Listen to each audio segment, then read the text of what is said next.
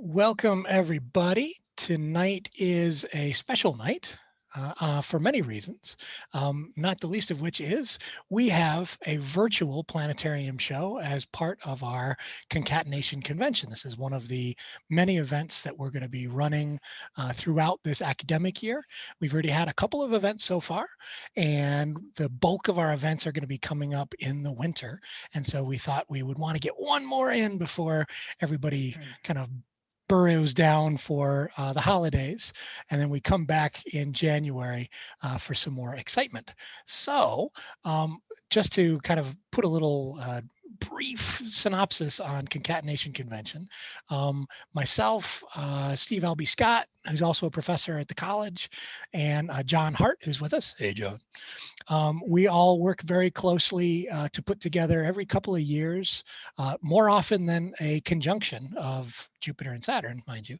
But every couple of years, we put together a series of events. Usually, we try to put them all kind of close by on the same weekend. But because of COVID this time, I figured we'd kind of spell it out over the course of the academic year. And I think it was John who came up with the brilliant idea of calling it the Slow Con. And so we're doing the Slow Concatenation Convention this year. And our events are all generally themed around issues or ideas in science and popular culture and kind of the fusion of those things, the bringing together of things. That's what concatenation means, bringing together of things. And so concatenation for us this year is all about the bringing together of ideas that have to do with reanimation in all different walks of life and all different forms of science. And so I tasked Austin with coming up with a cool planetarium show that could riff on some of the ideas of animation and reanimation and cycles and things like that. And so we're going to have a special show all about that. John, I know you wanted to do a little bit of a plug for some ConCon related stuff, so I'll give you a chance to take over here. All right. Hey, thank you everybody for coming. I appreciate it. It's great to see some people, and I'm sure I'm going to hear some other people, and I'm excited about the event. I'm here to plug some of our swag and plug some of our events. We've got a couple of partners, the Ellis Sharp Museum being one of them. So thank you so much for partnering with us. And also the library is one of our big partners in Nostalgia Inc. And what we've got here is some swag that we've put together, and I'll put it up to my camera. Hopefully, I'm going to take my It disappears. I'm going to take my background off so you guys can see it. Let me just do that real quick. All right, this looks good. All right, we've got these concatenation masks. They're equal to N99 masks. They stretch out just like so, cover the chin. They've got nice adjustable straps, and they're giveaways. And I'm sure we could get Austin one if he wants one, man, just for one of our partners. But this is for the people that are logged on here. If you would like to get one of these or have a shot at getting one of these, the first 5 people from this event that like our Facebook page or follow our Facebook page will be able to get one of these masks, and we will either contact you and set up a way to get it, or we'll just mail it right to you. And it's just our symbol. Our symbol is made by a local artist named Josh Abraham, and he's done some work at the Iron Bark and has had some great drawings and murals around town. And then it's just got our information. And just like Steve said, we do have some events coming up. In January, we have an event about electricity coming up, and it'll go everywhere from the Tesla coils to what electricity does in science fiction and what it can really do in science. And that's related to the idea of Frankenstein. And then in February, we'll have a zombie presentation. And then we'll also have a presentation in February about Frankenstein and the reaction to him as a function of disability in society and how that could have been different. And then in March, the beginning of March, don't miss it. We're going to have ourselves what I call an artist talk, and we're going to have local artist Devon Camel, who is going to draw us the reanimated mech. He's into mech and robotic stuff, so we'll talk with him about what's going on. Last thing, if you want to check out any of our previous content, go to our website. It's jacksonconcon.org. We've got some great stuff up there. Our last event, which was with Irish artist John McCrae. He ran the first comic shop in Belfast. He drew Frankenstein while we watched him do it. It's on video and recorded, and you can check it out. So without further ado, I'll throw it back to Steve. Thanks so much for being here. Thanks, Austin, for doing this for us. I'm looking forward to the show. Indeed. And I don't have anything else to add other than to say, take it away, Austin. Thanks so much. All right. So hello, everybody. My name is Austin Edmister. I'm the planetarium operator at Ella Sharp Museum's Hurst Planetarium. Thank you very much to Steve, and John for setting this up and organizing ConCon. It's a really cool event. I was really excited. I got to meet and see this John Ostrander speak a year ago, 2 years ago. I don't remember time anymore, but that was really cool. And stuff like this is always a lot of fun to help with and sort of sharing these experiences. I made this show especially for tonight. It's called ReAnimating the Universe. The naming credit goes to one of the ConCon guys. I didn't really have a name for it, but I love the name. And the whole show is going to be about the universe and the way that reanimation and dynamic change and feedback and just how the universe revives itself and how it keeps going in these weird little ways that are super important to how we understand it and live in it today. So I'm going to share my screen and hopefully you will see a very beautiful Earth. So it'll be sort of a square view of stars, and in the center we are looking at most of the night side of the United States. Please tell me if you don't see that. And kind of in this 3D simulation, we can sort of zip and zoom around objects throughout the universe. It is a simulated universe called the digital universe. It's got tons of information from just hundreds and hundreds of scientific observations and data, and it's all compiled into here so that we can kind of fly around and explore it. One of my favorite things to do at the beginning of the show is get a little bit of perspective of where we are. You can see a nice outline of Michigan there with all the city lights, especially here in South Michigan. And there's Detroit, Chicago to the left, and zoom kind of right down here. And right center is Jackson with Lansing to the north, and kind of a fun little thing. But this is our planet Earth. It's where everybody goes on vacation. It's a nice planet. We live in a nice solar system, in a nice galaxy, in a pretty cool universe. And the story of this universe is usually told as a universe that is, in the beginning, very tiny and infinitely small. And in that infinitely small point is all the energy of the universe. Everything that ever existed in the universe was in that little point. There was no time and there was no space. It expanded quite rapidly, very suddenly. And over time, all the material and energy and stuff in the universe condensed into stars and galaxies and planets. And here we are today. But that process is much more complex than that story of expansion and formation. There's a lot of generations throughout the universe's history and its 13.8 billion years. A lot of things have come and gone. And because of these changes, we have the universe we have today. So we're going to kind of explore the different things that have happened through the universe, different ways that the universe revitalizes itself and has created what we know today. And the first way to think about that is with stars. So this star that we're looking at now is a protostar. It's a brand new star. You kind of see a regular looking star. That's the protostar in the center, and it's surrounded by sort of a dense halo of material. At the same time, if we zoom out around a protostar, you would also see a massive disk.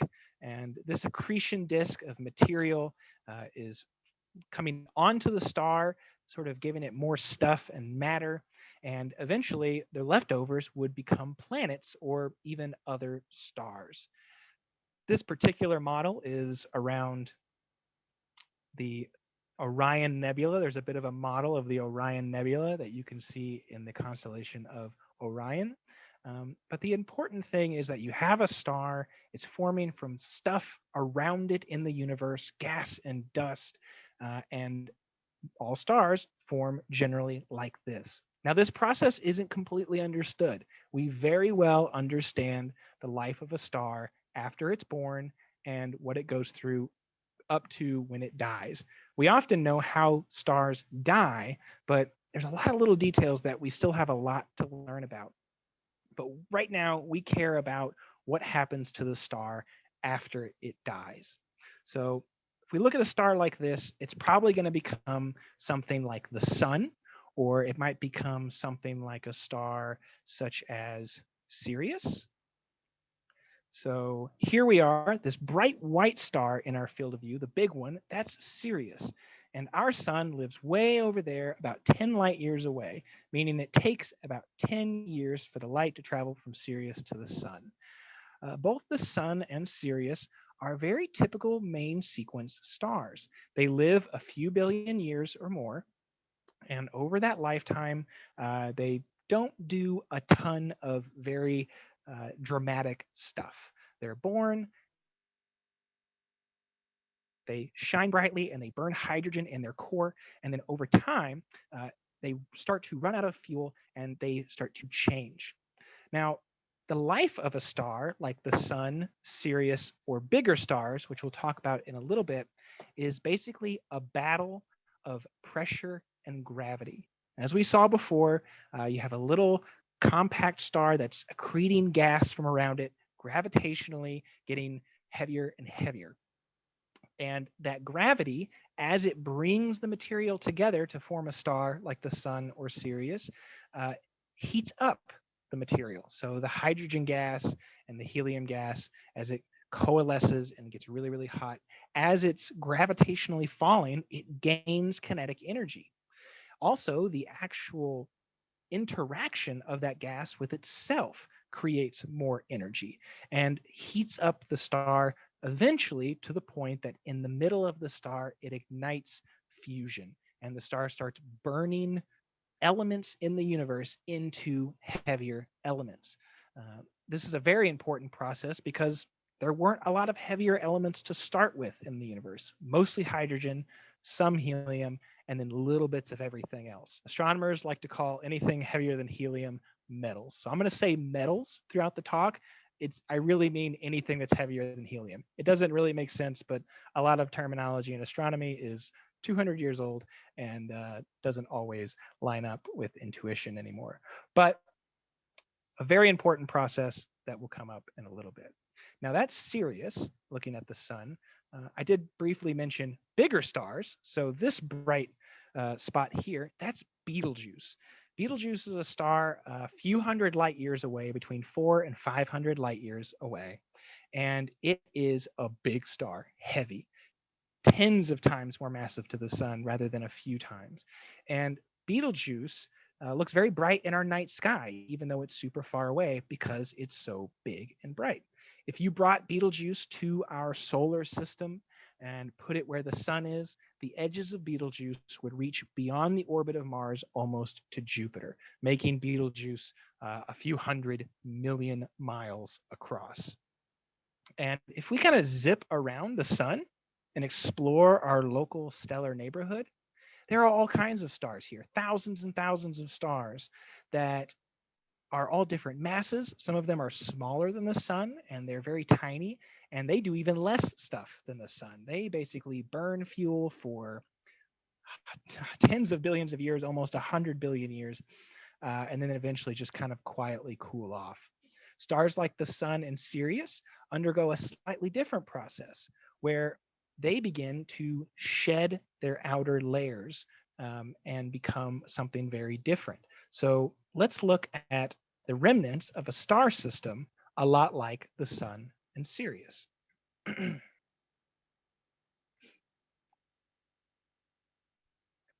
you've probably heard of these before. They're called planetary nebula. And this particular planetary nebula is named, I always forget the number, it's a very simple number, M29. There's a bunch of them. So they all have letters and numbers. But it's a planetary nebula, and it's formed from a star a lot like our sun and Sirius. Now, the actual formation of these comes from the end of their life. When a star, a mid-range size star, gets older, it loses its ability to hold itself together. It starts fusing helium and higher elements inside of the star. And when it does that, it actually puffs out the star and makes it really, really big. This will happen to our sun someday, where it'll get so large it might eat Venus and maybe even Earth. This is 5 billion years down the road, but it will happen to our sun. Eventually, the sun will just stop being able to hold on to that gas. And near the end of its life, the sun's surface layers will fly away in a powerful solar wind that will spread around the star into the interstellar medium. And the leftover core of the star will illuminate this local medium and make it shine brightly for a few thousand years. So the end of a star like our sun isn't very dramatic, but it is beautiful. Now, astronomers think that something like this might be influenced by a binary star. So we don't know if our sun will look this pretty or detailed in its final days, but many stars in the universe, in fact, most stars in the universe, have a binary companion. And so a lot of them do become planetary nebula like this. Now, we have lots of planetary nebula in the night sky to look at, and they don't always look like this because we can change our perspective. Planetary nebula like M29 look like the Ant Nebula or the Butterfly Nebula. But if we change our perspective and we look at this nebula with a little bit of overlap, it starts to look like the Helix Nebula. And if we look right down the center of it, it reminds us of the Ring Nebula or the Circular Bubble Nebula. But we think a lot of them tend to look like this when you actually have them in space, ejecting material away from the star, sort of repopulating the interstellar medium with heavier metals and new elements that can form people or planets. Now, a star like Betelgeuse is going to undergo a very different process. The end result of Betelgeuse is that eventually it starts to form heavier elements, just like the sun and Sirius, except at some point it keeps going. The sun and Sirius form helium, carbon, oxygen, maybe sometimes oxygen, and then they leave a remnant white dwarf that is mostly carbon and helium. Stars like Betelgeuse, at their center, they begin to form heavier elements: oxygen, magnesium, silicon, and eventually iron. And what happens when Betelgeuse, or a big star, starts to form iron is it's no longer creating more energy. All those other elements, when you fuse them, you get energy out of that, which helps prop up the star and hold it against the powerful force of gravity of this massive star. But with iron, you lose energy. And suddenly, in a matter of seconds, a star goes from holding itself up to the core collapsing in on the star and falling to the point inside the star that it can no longer hold itself up. This actually happens a few times in less than a second. The star bounces on the inside, and this shock wave eventually escapes the star as a supernova. And a supernova is an extremely powerful shock wave. Oops, that's not what I wanted to show you. An extremely powerful shock wave that explodes. It sends out a ton of light and a ton of extra particles like neutrinos and cosmic rays, and also disrupts all the upper layers of the star, shedding them into the nearby universe. This shock wave also interacts with the interstellar medium by creating more shock waves, and these shock waves compress into new stars. So a lot happens in this very violent dynamic event that basically looks like a big bubble in space.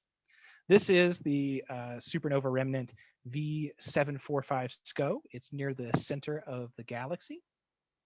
And it's actually, sorry, this is supernova remnant 0509675. Super exciting. It's located in the Large Magellanic Cloud. V745 SCO we'll get to in a minute. But both of these stars undergo processes like the sun and Sirius, where they slowly shed into the local galaxy, or with Betelgeuse and big stars, they shed very violently into the local galaxy. Now, one thing I accidentally kind of showed a minute there is this V745 SCO, because with both the Sun, Sirius, and Betelgeuse, all ranges of stars, you usually leave a remnant. With smaller stars, you leave a white dwarf, usually about the size of the Earth, containing nuclear material and atoms that just can't really get much closer with that amount of mass.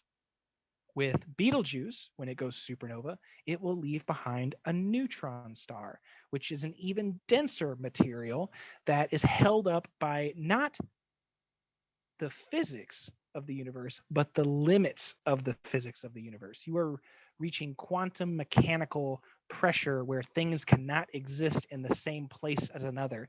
And that property is propping up a neutron star. It's a very strange material, and it's very sort of exotic in the universe. And it creates a little compact object, probably about the size of a small city.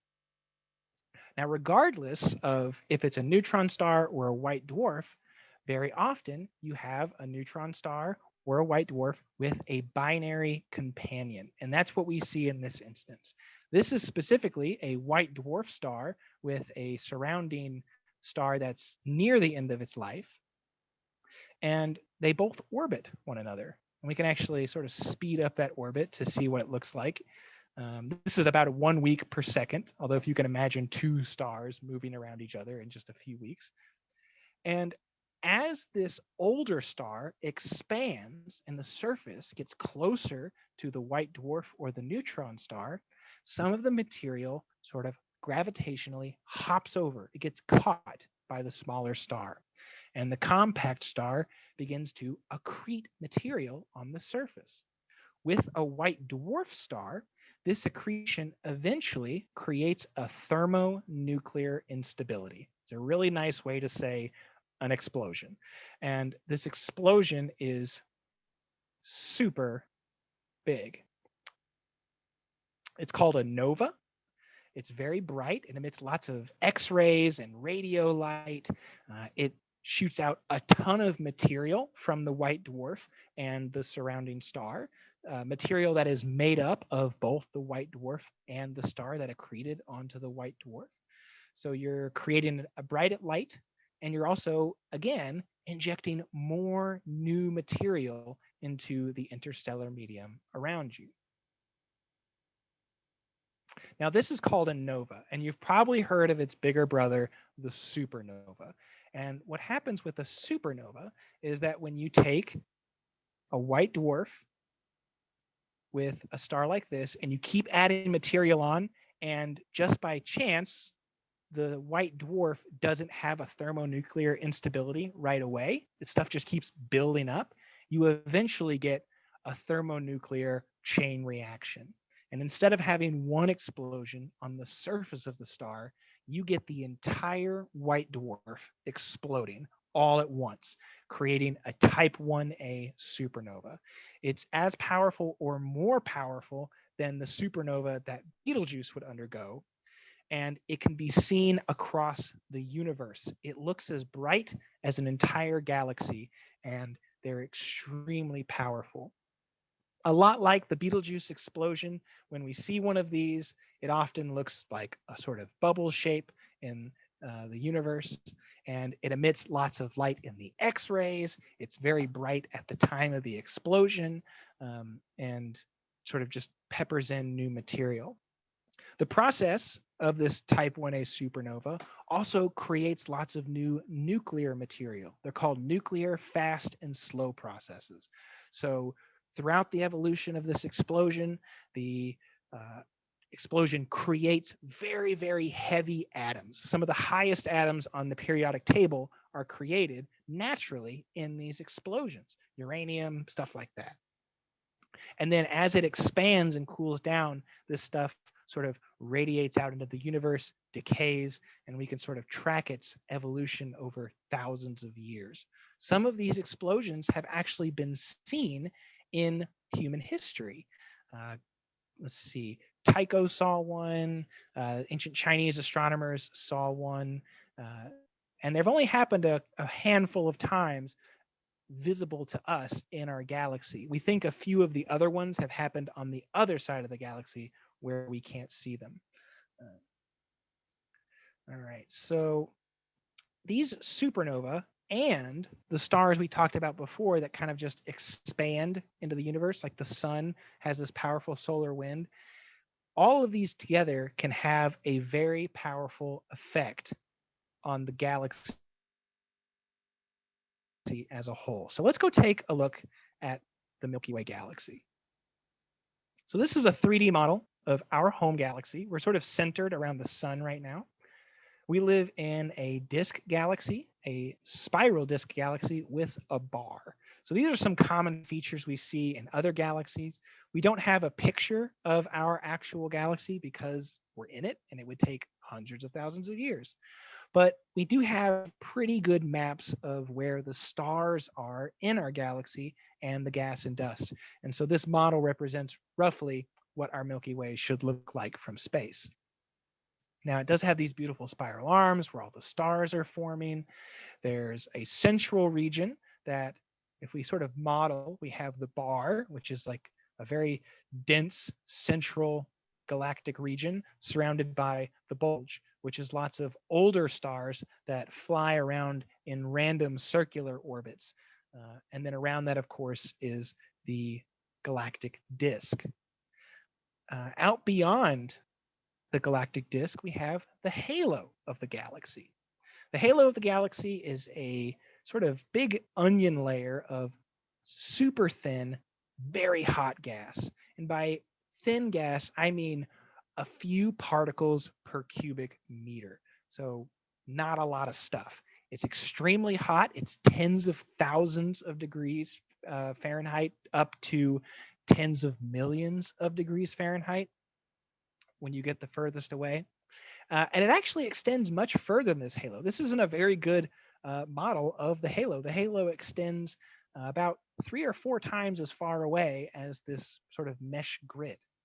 The problem is it's nearly invisible, and we've only been able to see it by observing it with radio and X-rays, mostly X-rays and a little bit of gamma rays. Now, we talked about all those supernova and all of those stars sort of erupting into space.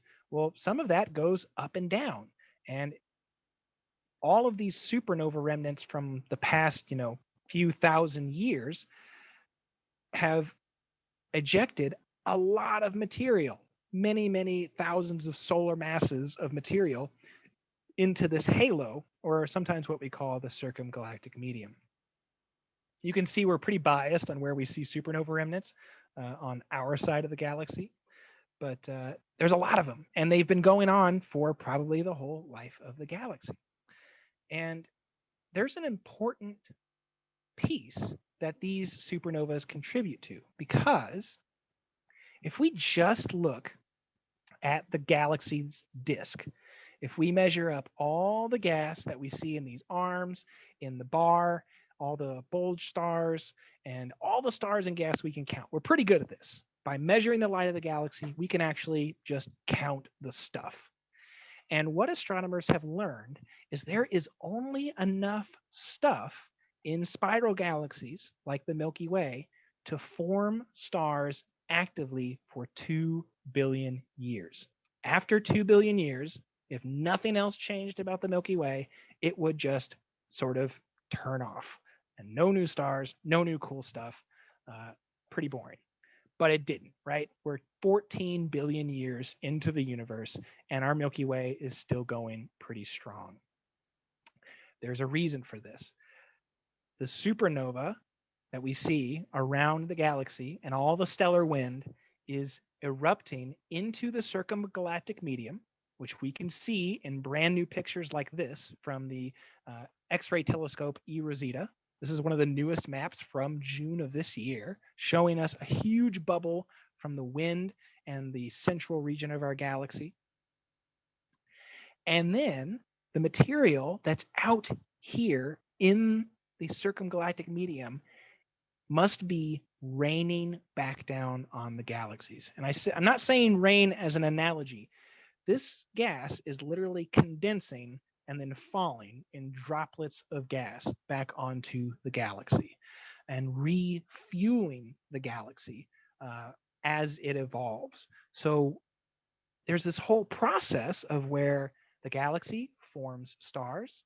The stars explode and pump material into the outer regions of the galaxy, and then that stuff rains back down onto the galaxy to refuel it for more stars. It's a very complex process that we're still trying to understand right now. It's very hard to take a picture of. It's very hard to see it happen in action, but it's the best model we have for why galaxies are still forming stars today. And it has a lot to do with the stars dying to sort of reseed that. Now, there's another factor that affects this whole process. Before, I talked a little bit about compact objects that are left over after a star's death. We mentioned white dwarfs. I mentioned neutron stars, which sometimes do stuff, but not a ton. And then we did mention black holes. So stars can leave black holes. And black holes can be seen. They have X-rays. They do some cool stuff, but they don't really change the life of a galaxy. What does change the life of a galaxy is a supermassive black hole. So let's fly to the galactic center and see a supermassive black hole. And you might hear my cat. She's being talkative in a moment. But in the center of the galaxy, there is a very bright radio source called Sagittarius A star. But when we look there with regular observational telescopes, there's nothing there. What is there are stars orbiting around the very center of the galaxy, which looks to be like an empty point. So these stars, aptly named S2, S8, and S19, you can see they're all kind of orbiting around an empty point that kind of shares all between them. Now, what's important to note is that these stars are 20 to 40 times the mass of our sun, and there's more than 3 of them. There are lots of them. And these are some of the ones where they've actually been able to observe most of the orbits. They've been looking at these stars as they move around the solar system for 25 years about. Let's speed up time and we can actually watch them ourselves for a moment. So I'm going to speed up to the speed of years per second, so about the speed that these stars are moving.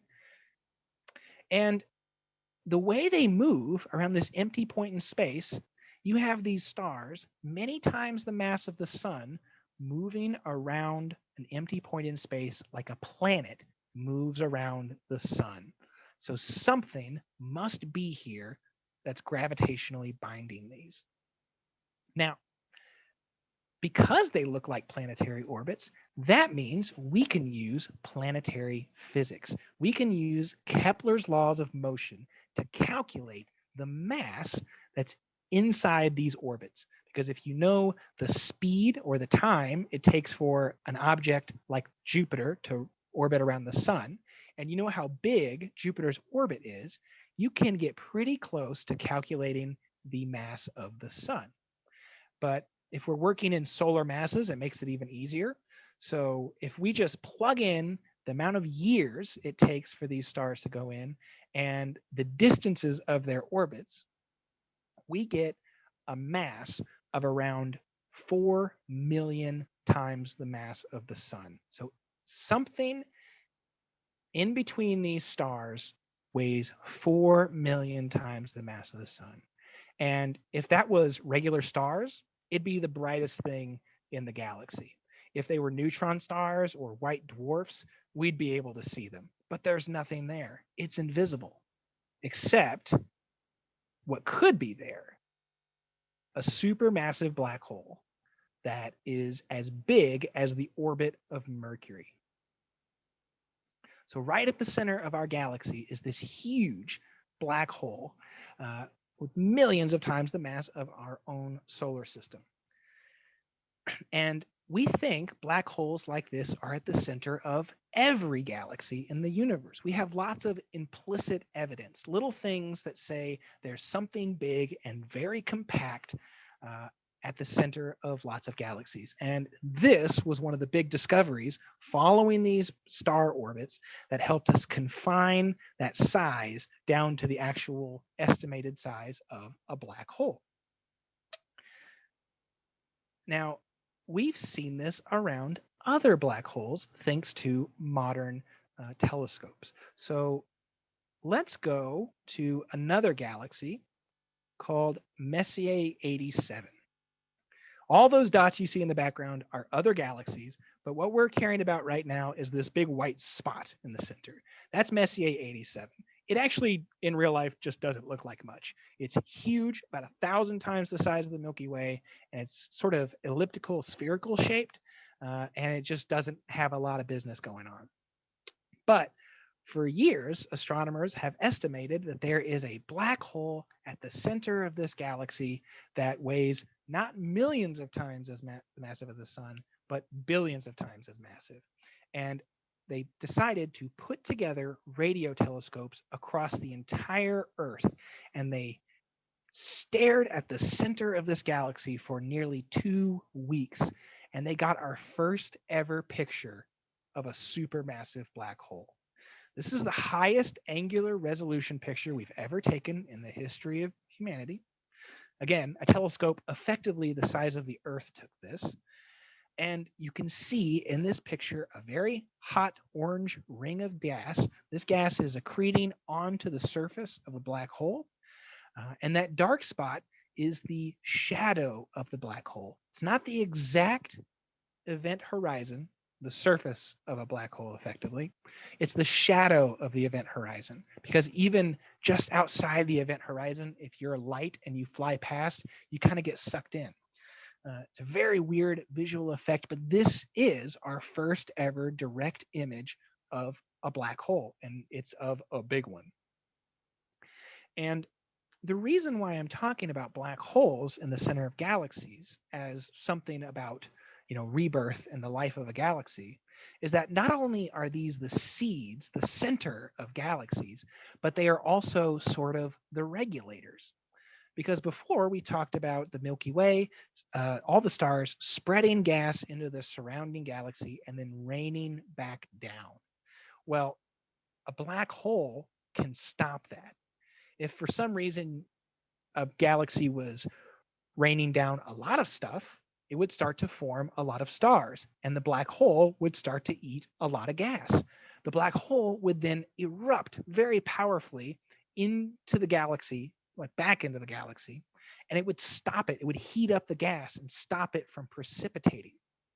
And so these black holes almost act like sort of a stop and start switch that keeps a galaxy from forming stars too fast. They're like a nice little speed limit in the universe. And black holes like that are important in the Milky Way, but they're very important in Messier 87, because Messier 87 is a really big galaxy in the center of a galaxy cluster. So we live out in the middle of nowhere galactically. We're almost in a void. But Messier 87 lives at the center of a galaxy cluster. All these red dots, and including some of the dots around the red dots, are a part of the Virgo supercluster. And Messier 87's black hole doesn't just regulate Messier 87, it regulates thousands of galaxies. It's a very powerful force. And we're observing this in galaxy clusters around the universe, trying to figure out what is starting and stopping the star formation in galaxy clusters like this. And we think it's these black holes. So it's this huge connected cycle of feedback response taking place over billions of years, not just at the stellar scale, but at the galactic scale. It's all connected in this huge system. And there's a lot more feeding into this as well. You got to think about all the intergalactic gas in between these galaxies, huge filaments from the beginning of the universe feeding into these large galactic clusters. And then at the smallest scale, you have stars like the sun that die and release their gas into the galaxy. and it's all sort of regulated together with one big on-off switch at the center of galaxies. Now, there is one thing that can overcome an on-off switch. Or if for some reason a galaxy has just stopped forming stars, there's a really good way to restart that. You can collide galaxies together. So let's hop back to the Milky Way real quick, which isn't too far, only a few tens of millions of light years, universally next door. And when we go to the Milky Way, you can see a little clump of green dots and another clump of green dots that was just below it. So here's our Milky Way, and we're actually going to back out. Sorry for the zoom in, zoom out.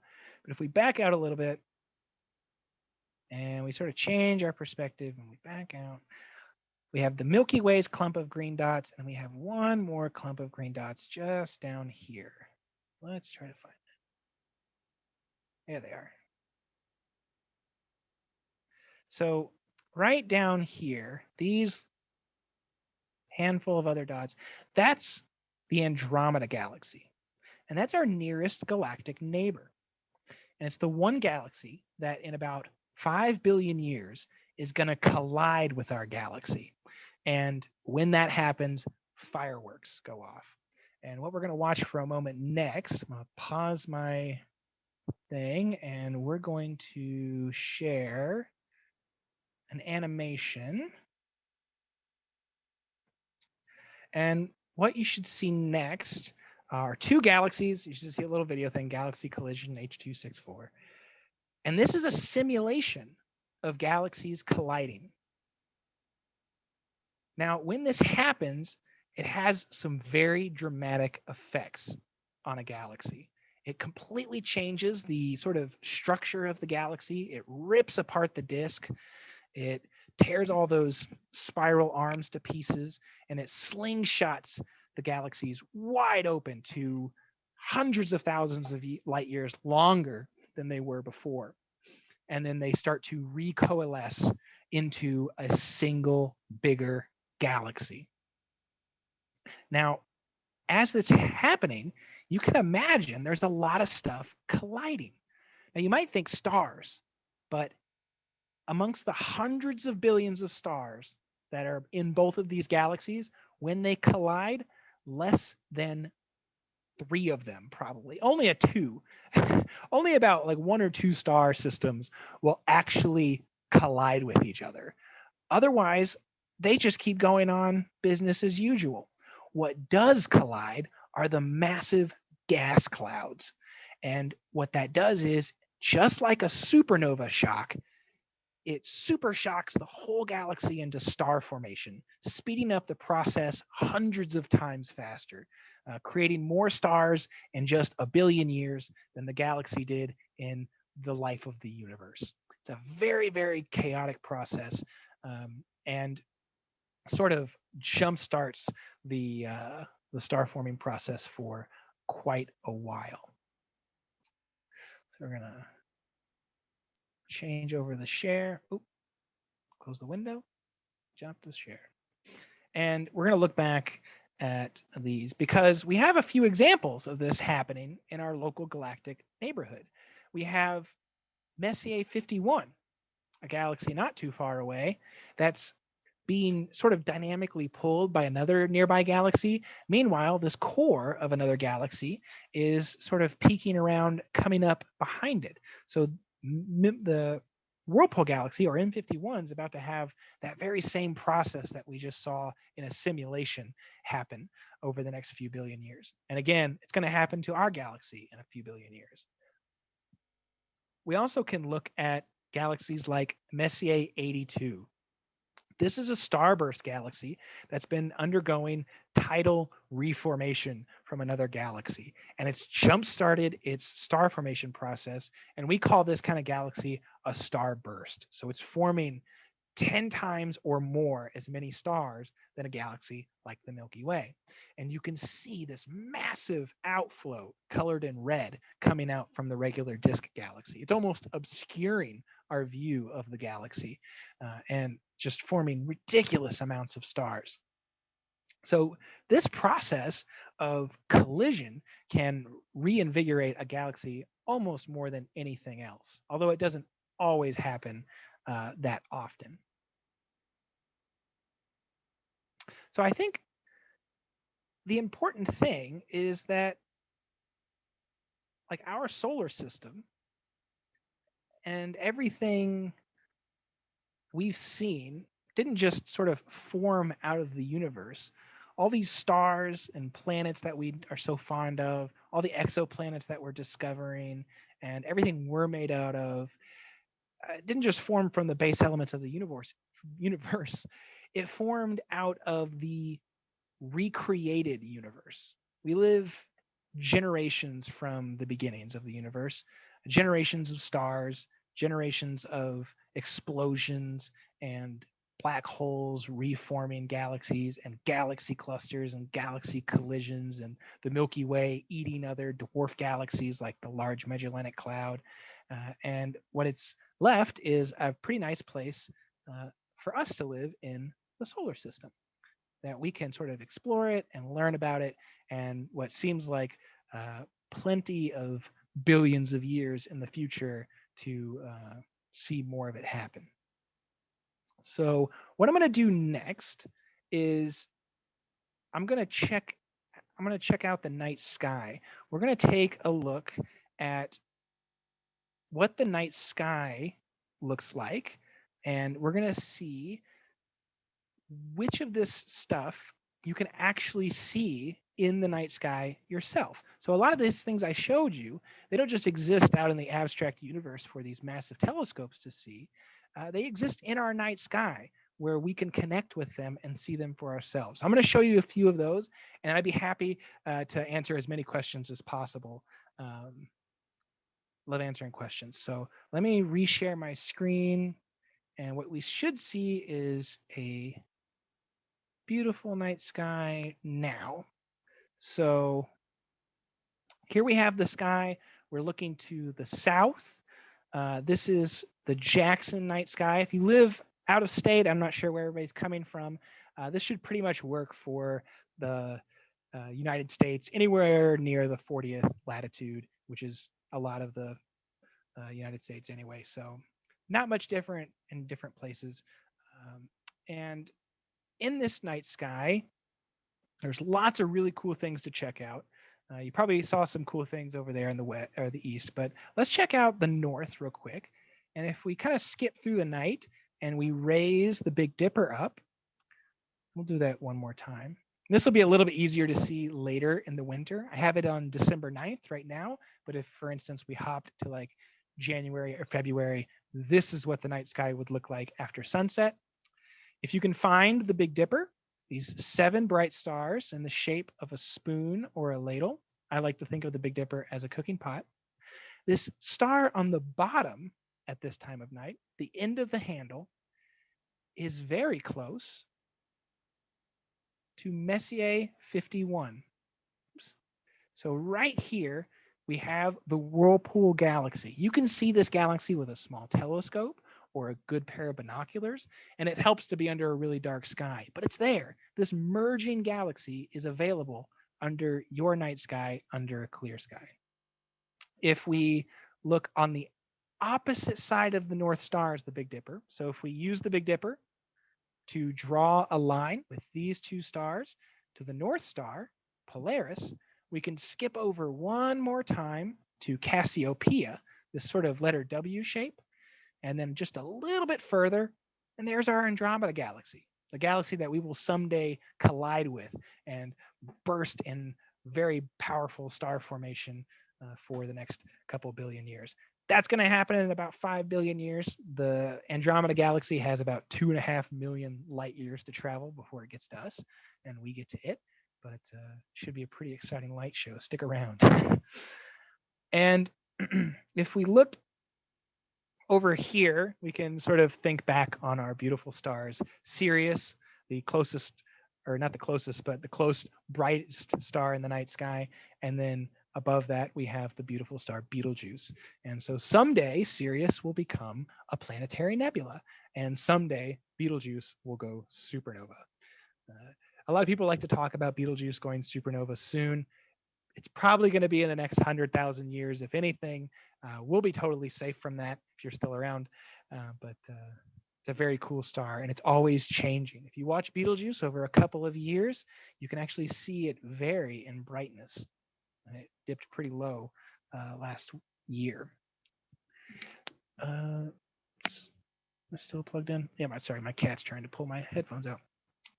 So one last thing I wanted to show you before we get into questions. If we look to the west, southwest, I'm going to bring back the sun. So we're going to get close to sunset. Going to be close to 6 o'clock. And this is December 9th. And you can already see these two dots are getting really close to each other. These two dots are Jupiter and Saturn. So the Jupiter and Saturn conjunction is happening in a few days. In fact, it's happening on the winter solstice of December 21st. And so what we can do is we'll just keep this 6 o'clock time, and we're going to skip ahead. You'll see, well, actually, we'll hop back to 5. But then right around the 21st, you can sort of see the planets bob past one another. And then on the 21st, they will be the closest they've been in 20 years. And the closest they've been, in fact, since the 1620s. So a pretty cool little effect. In the actual night sky, it's just going to look like Jupiter is the only thing up. So Saturn will kind of disappear from your naked eye vision. But if you have a pair of binoculars or a small telescope, you can zoom in and you can see both of them together in the same field of view, which is what I'm most excited about. You can see Jupiter and 4 of its moons, and Saturn and a few of its moons. So a pretty cool little effect. Now, if you, for some reason, get cloudy weather on the 21st, it's always worth it to try a couple of days before.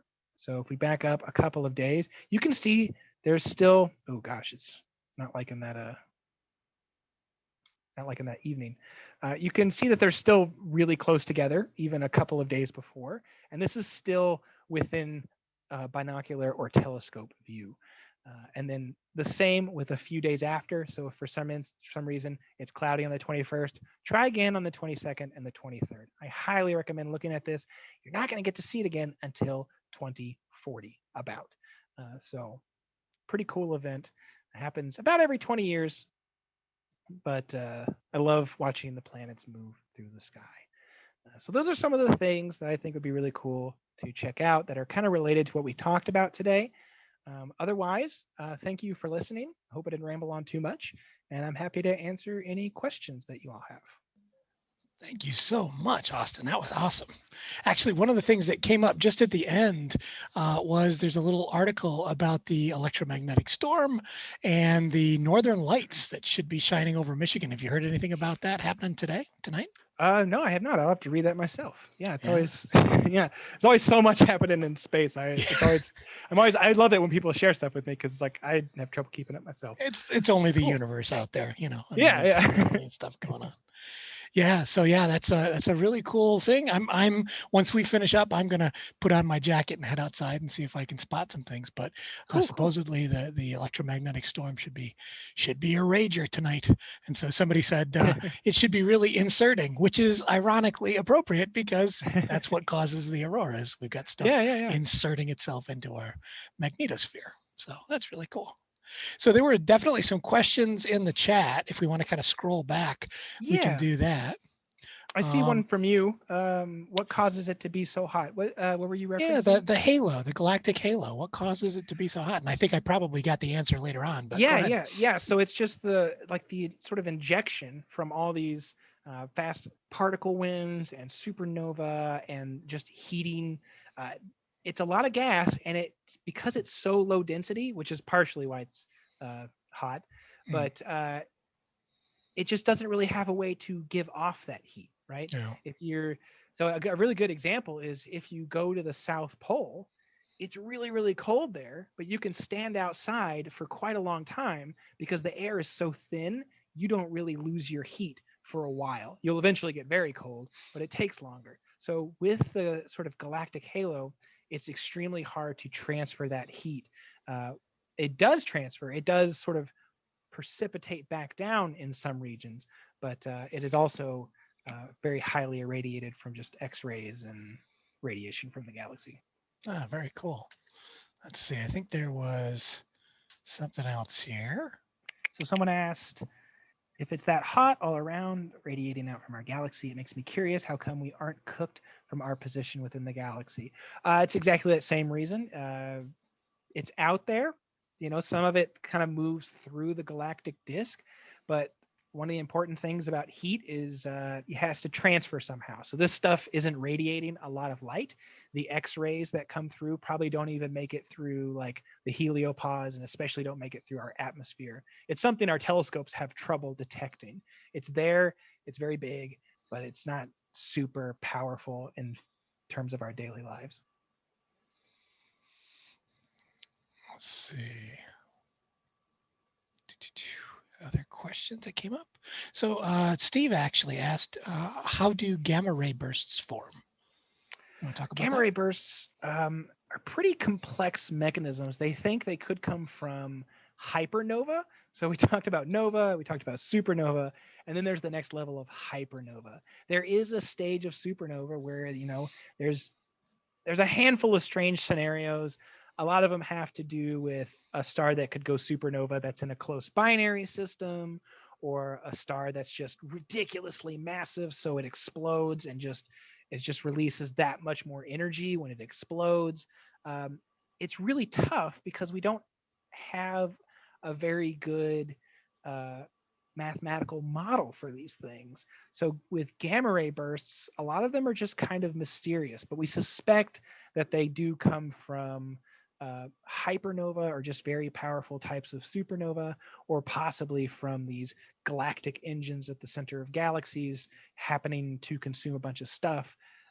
Bunch of stuff I didn't mention is that these black holes often have powerful accretion disks that turn into jets, and these jets, if they're fed right, can also possibly produce lots of very high energy particles. Yeah. Yep. Very cool. Let's see. Is there something else in there? Oh, it was Steve Abbey Scott again. I actually forgot to actually talk about this. I had it in my sort of script, but he asked, in the early universe, it was simply a never-ending formation of stars and novas. There were no massive black holes to set that limit. Partially, yes, the star formation scenario in the early universe was strange. However, it might have actually been harder to form stars in the early universe because no stars had formed. They think an important mechanism for cooling stuff is having metals, because it's easier to cool gas that has heavier elements in it to absorb that heat. Carbon and oxygen absorb heat a lot better than hydrogen and helium. But with respect to massive black holes, that's the weird part about these supermassive black holes.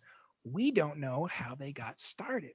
You can imagine just taking a bunch of stellar black holes and putting them together to make a big one, but there's not enough time in the universe to do that for today's black holes, let alone for some of the gargantuan black holes that we've discovered in the early universe. So in quasars, which are really bright active galaxies at the beginning of the universe, they have black holes in them that are shooting huge amounts of material called quasar jets across the universe. They're so bright that they look like stars in the sky, but they're, a billion years after the Big Bang.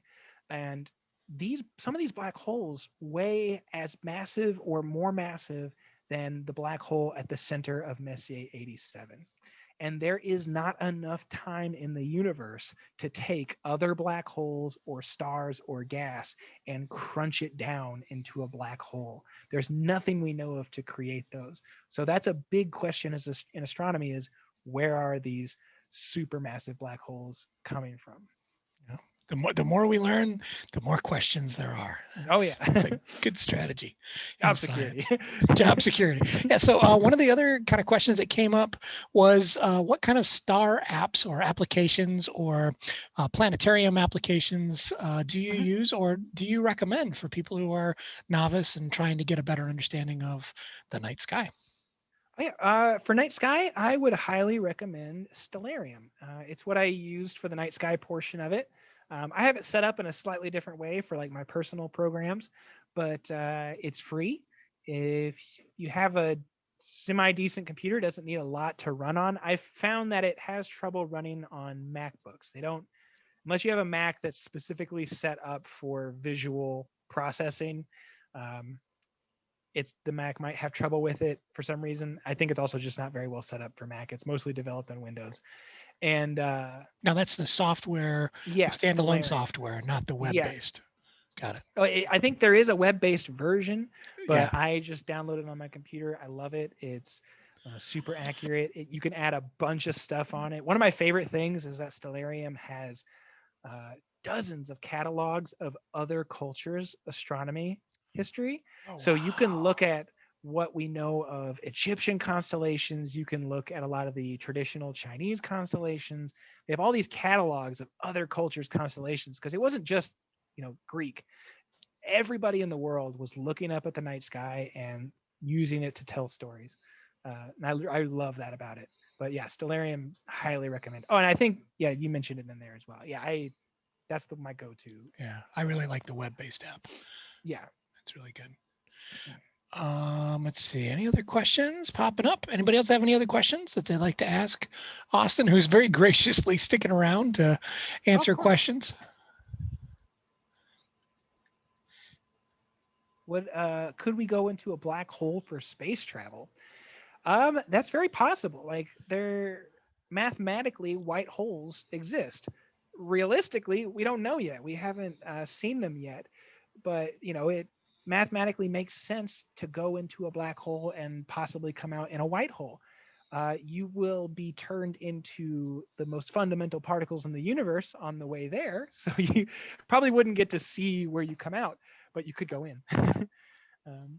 Because of the massive tidal forces of a black hole, the same gravitational tidal forces that the moon and the sun create the ocean tides on the Earth, is so much stronger around a black hole that it would particleize you, or spaghettification, as it's called.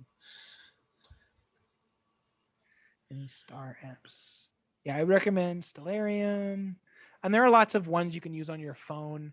I had one on my phone years ago, and I had a really bad experience with it because the GPS on my phone was wonky. So it was always just like shaking really bad.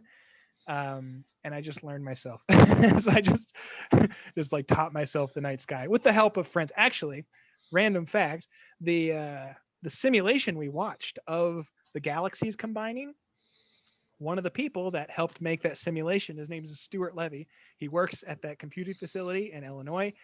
He taught me like most of what I know about the night sky. Oh, very nice. Yeah. Very nice. So there's a question. Oh, question from a fifth grader. How long does it take for a galaxy to form? Oh, that's a good question.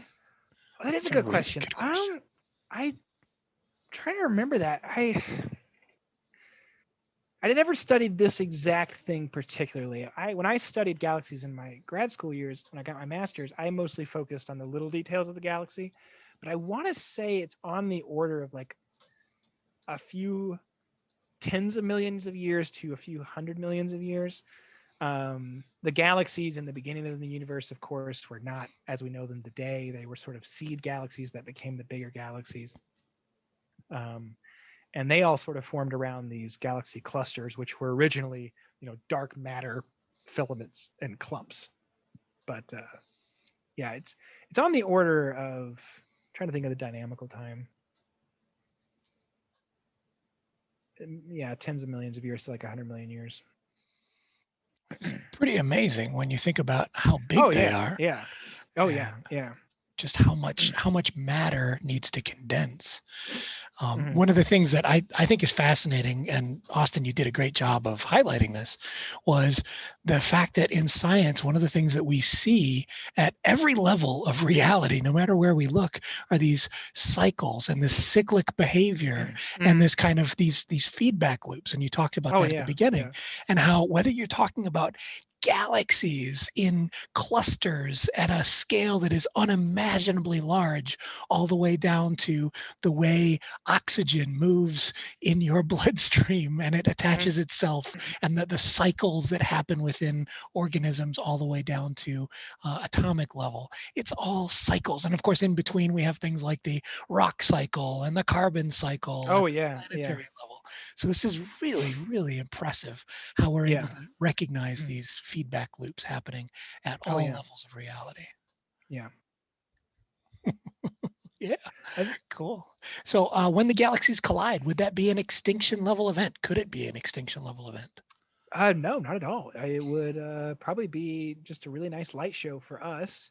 The process, like I said, of the hundreds of billions of stars in both those galaxies, there's a low chance that even two star systems actually gravitationally meet up and cause problems, because space is huge and stars are actually pretty small. What's big are those gas clouds, and those gas clouds, when they shock, those are going to form stars. Now, where this could be an extinction level event is, let's say something like the Orion Nebula is a little bit closer to us at the time. This is, 5 billion years in the future when this sort of completes.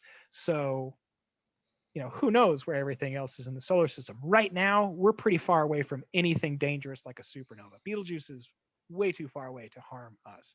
But if for some reason we're close to one of these gas clouds that happen to hit another gas cloud during this merger, that's going to form a lot of really big stars. And a lot of those really big stars are going to go supernova about 10 to 20 million years later. And that's what we need to be worried about. But I would hope that in 5 billion years, we know enough about space travel that we can move. We got to hurry up and become a Type 5 civilization really fast. Yeah. It's just all there is to it. But, so Steve asked a question. Maybe we have time for one more here. Steve asked, are the sun's sister stars, the ones that were formed in the same stellar nursery as our sun, are they relatively nearby? And since they formed at basically the same time from basically the same kind of material, would it be reasonable to be looking to those stars as sources of potentially life harboring planets? Oh yeah, I do think so. And there are already thousands and thousands of exoplanet candidates. More than half of those, I believe, have been confirmed as exoplanets. And the more we find, the more we're getting better at finding planets like Earth. When we first started, almost all the planets we found around other stars were planets as big as Jupiter that were many times closer to their star than Mercury. It's like, what's going to cast the biggest shadow, the biggest and closest, shade. And as we're getting better at this technique and we're refining our abilities to find these smaller planets, we're starting to find planets the size of Earth that are as far away from the sun as Earth, that could harbor water. Granted, we're thinking of life in terms of us. So, maybe they don't use the same methods of combining molecules, but at the same time, all the organic molecules that made up of us, they're pretty simple stuff. It's carbon and oxygens and hydrogens and all that stuff. And it's not that abundant, but it's more abundant now than it was 5 billion years ago. So why not? Yeah, absolutely. As Steve said, the Miller-Urey experiment. Absolutely. Oh yeah. So there is a question, and I don't know how you're going to handle this. What would be the best time to look for and at the Christmas star? Okay, so the Christmas star, I'm assuming referring to the Jupiter-Saturn conjunction. And actually, if you mind, I will share my screen again. Feel free. We'll take a look. So here we can see it. This is on December 19th. But if we come back, let's look at it right now. Let's imagine, okay, where they are right now. They're going to be setting in the southwest following the sun. And actually, let's get to sunset, which is getting pretty close to 5 o'clock. So about 4:40, let's call it 5 o'clock. At about 5 o'clock, you're going to start seeing Jupiter and Saturn come out. If we hop to the 21st, They're going to be just a bit closer to sunset, but they should still be about 20 degrees above the horizon. A good estimate of 20 degrees is if you take your fist and hold it out against the horizon, about 2 of those stacked on top of each other is about 20 degrees. Your fist is about 10 degrees across. So after sunset on the 21st at about 5 o'clock, you should start to be able to see Jupiter. Now you'll need a careful eye to start, but it'll be there. It'll be visible. If you wait till 6 o'clock, it's going to be lower on the horizon. So you'll need a low horizon to the southwest, but it'll be much easier to see. So a nice middle ground will probably be around 5:30 when it's still a little bit higher in the sky, not as high as, would be best. But if you can get a low southwest horizon about half an hour to an hour after sunset on December 21st, it'll be there. It'll be very bright. It's actually not going to look any brighter than Jupiter looks brighter. Saturn is 11 times dimmer than Jupiter. So when they're together in the sky like this, you're essentially just seeing Jupiter plus 0.1 brightness, which doesn't really change much. Jupiter's been brighter in our sky before just by planetary positions. But if you take a pair of binoculars or a small telescope, this is what I'm excited about. You'll be able to see them together. Oh, that's so cool. Through the same field of view. With a really good telescope, you might see this, but even with a small telescope or a pair of binoculars, just to see Jupiter, Saturn, and the moons like this, I love that stuff. It's fascinating. And even with like a modern DSLR camera, if you take a steady exposure shot, but not too long of an exposure, you can get them sharp, and you can actually kind of zoom in on a camera shot of them and actually see it. You only need like a 50 millimeter lens, but a pair of binoculars, a small telescope will do you very good in this situation. That's so cool. Well, thank you so much. I really appreciate you sharing your time and your talents and your computer software with us tonight. Oh, yeah. And I thank everybody for being here. Thank you so much for joining us. And I'm going to, we'll be done for today, but remember, look out for upcoming events. We'll be publicizing those as best we can to get the word out about some really cool stuff coming in the future. And hopefully, fingers crossed, I think we're going to have another planetarium show in, I think we said January. Are we shooting for January? Yeah, I think January. So kind of later in January, we're going to shoot for another planetarium show, and we'll have Austin lead us on a merry chase throughout the universe again. So thank you so much to everybody for being here.